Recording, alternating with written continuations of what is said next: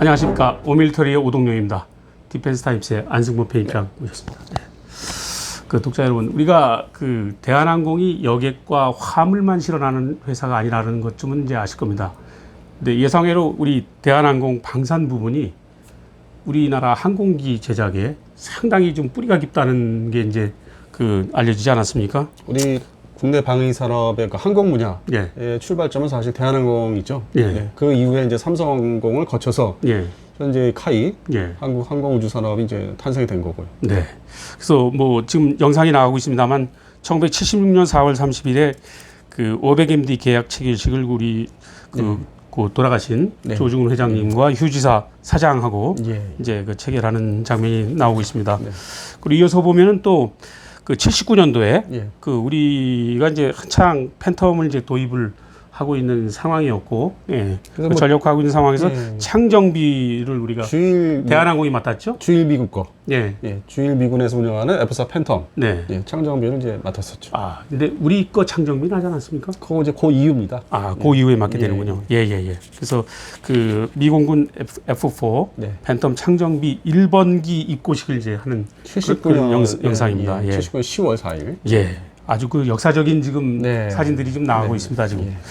그다음에 82년도 네. 이제 그 소위 이제 그 민주화 바람이 불기 시작한 80년대에 들어서 82년도죠. 예, 9월 9일인데 국산 제05 예. 예, 출고 기념식장에 이제 도열한 직원들 사진이 나옵니다만 네. 그 F5F 네, 복작이죠. 예, 복자기. 요게 소위 우리가 말하는 제05죠. 뭐 조립 생산이지만은 네. 뭐 형식은 면허 생산이고 예. 그래서 최초에 이제 국내에서 이제 만들어진 전투기죠. 네. 네. 그래서 그 F5 미국산 그 노드롭사의 그 F5하고 이 제05는 좀 어떤 점이 좀 뭐 간단히 다릅니까? 말씀드려서 레이더 성능이 좀 더 우수합니다. 좀 더 아. 2배 확장이 됐죠. 네네. 네네. 성능이 좀 개량된. 예, 일단 뭐 전투기 레이더가 또 항공기군요. 핵심이다 보니까. 예, 예. 그다음에 대한항공을 보면 이제 85년도에 그 500MD 헬기 그 동체 예. 그 첫 번째 그 저 출고 사진이 지금 기획공장. 예, 나오고 그 동안에는 이제 있습니다. 뭐 예. 받아서 했던 거를 네. 아예 이제 국내에서 어느 네. 정도 이제 올랐으니까 여기서 이제 만들어서 바로 이제 또 만들었죠. 88년까지. 네. 그 500MD 생산이 이제 88년도까지 이어졌고. 예, 예. 전체 납품이. 예. 그때 이제 단종이 어떻게 된 겁니까? 뭐 이제 끝났죠. 다 납품이 끝났죠. 우리 육군. 네. 육군의 500MD 기본기하고 토호기 다 합해서 예. 다 끝내서 이제 지금까지 사용하고 있습니다. 예. 지금 그 대한항공이 또 항공 헬기 분야에서 기술 축적한 네. 게 바로 그 UH-60 헬기 분야 아니겠습니까? 500MD 사업 종료한 이후에 바로 이어서 네. UH-60P 네. 블랙호크 현재 뭐 주력기를 운영하는 기동헬기 주력 헬기인 네. 블랙호크를 지금 면허 생산을 이제 한 업체죠. 예. 수행을 한 업체죠. 그래서 1999년까지 예. 130여 대를 예. 생산했는데 이게 예. 적지 않은 숫자를 했습니다. 예. 그래서 예. 그러다 보니까 현재 이제 좀 사안이 개량 사업이 네. 현안이 되고 있죠. 아, 예, 예. 그건 이제 나중에 자세히 네. 또 이렇게 설명을 해 주실 거지만은. 네. 그 다음에 또 주일미군의 HH-60G. 조종사 구출용. 예. 구조용 헬기에 대한 창정비를 지금. 네, 그것도 이제 맡게 되죠. 했죠. 네. 예, 예. 그래서 이렇게 놓고 보면 우리 대한항공이 우리 항공기 창정비 내지는 그 제조 분야에서 예. 상당한 기술력을 지금 축적해 왔다고 이렇게 볼 수 있고요. 가지고 있죠. 예. 네. 또 그 무인기 분야에서도 네. 상당 부분 지금 또 기술력을 축적하고 또 생산을 주도하고 있지 않습니까? 그러다 보니까 이제 현재 실적이 네. 육군의 그 사단급, 예. 사단급 무인기를 현재 납품 중이고 두 번째는 이제 공군에서 사용할 중고도 무인기, 소위 MUAV죠. 그렇죠. 그것은 이제 좀 개발이 좀 까다롭다 보니까 네. 약간 수년이 돼서 내년에 이제 실전 배치, 소위 인도, 네네. 공군의 인도에서 이제 부대 배치, 저번에 네. 우리가 말씀드렸던 39 비행단, 예, 예. 거기에서 이제 중점 주력으로 사용하게 될 것입니다. 네네.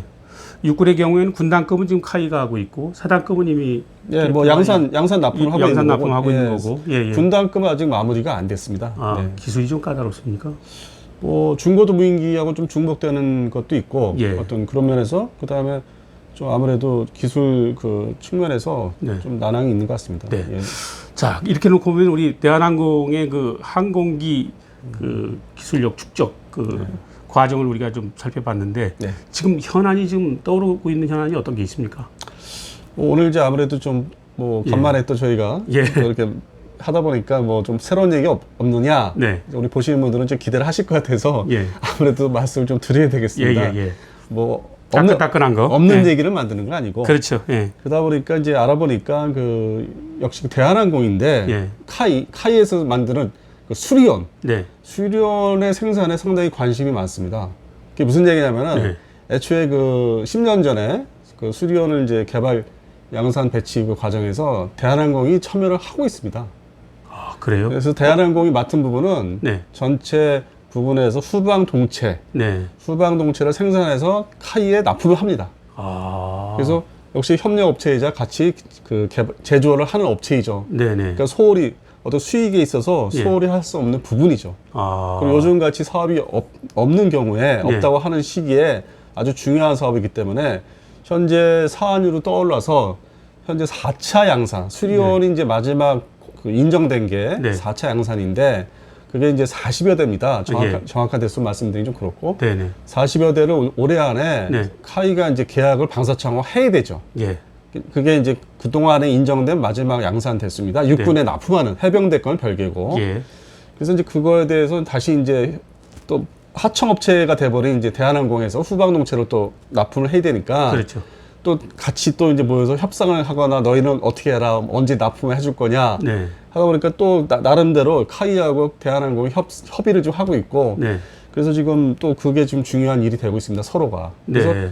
대한항공도 수리온을 같이 만드는데 참여하고 있다. 네. 예. 근데 지금 뭐 카이 같은 경우에는 대한항공을 배제하고 독자적으로 다 만들 수는 없는 겁니까? 애초에 구성 자체가 네. 국내 그 항공우주산업이나 방위산업이 네. 다 분담시키고 그다음에 어떤 산학, 어떤 대학교도 참여시키고 해서 상당히 많은 그 네. 분야들이 참여하게 돼 있습니다. 아, 네. 예. 혼자 다 할 수 있는 건 아니고. 네. 그거 다 분담시켜서 맡겨야만 또 비용도 절감되는 것도 있고 네. 특히 또 대한항공이 그런 부분 컴포넌트 생산에 또 강점이 있고 네네. 그게 또 더 싼 거죠. 가격이 낮은 거죠. 예. 어디 해외에 맡기거나 국내에서 그렇죠. 또 별도로 알 수 없는 회사에다가 맡기는 것보다는 네. 더 확실히 물건이 보증이 되죠. 네. 예. 아까도 말씀드렸습니다만 저 500MD라든지 네. UH-60 그 헬기를 생산한 그 어떤 그 경험이 있기 때문에 기술력이 있기 때문에 예. 충분히 가능하고 네. 아니 뭐 까딱하면 대한항공이 다 제작하겠다고도 할 수 있겠네요. 아니 뭐 그렇게까지는 아니고 네, 너무 앞서간 겁니까? 그래서 이제 수리온에 같이 만드는 업체다. 네. 우리가 이제 상식적으로 이제 이렇게 뒤져보지 않으면은 네. 뭐 이렇게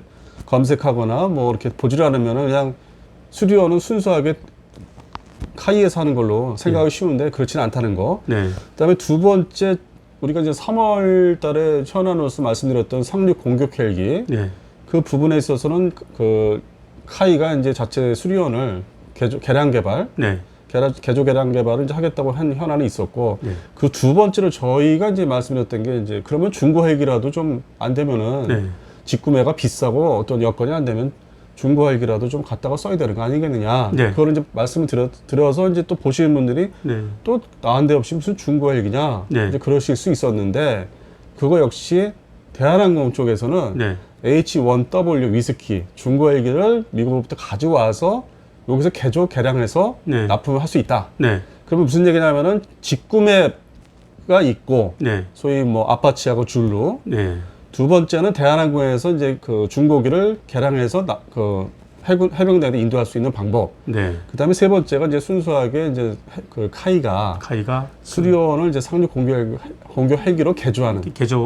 개발하는 그런, 예, 그런 그래서 방안이 하나 실제로 있고. 이제 방법은 세 가지인데 예. 아직 그 방사청에서는 뭐 결정한 건 없죠. 다시 네. 그러니까 연말로 미뤘죠. 네. 뭐 여러 가지 뭐 좀 복잡해져 버리니까 네. 여론도 탔었고. 예.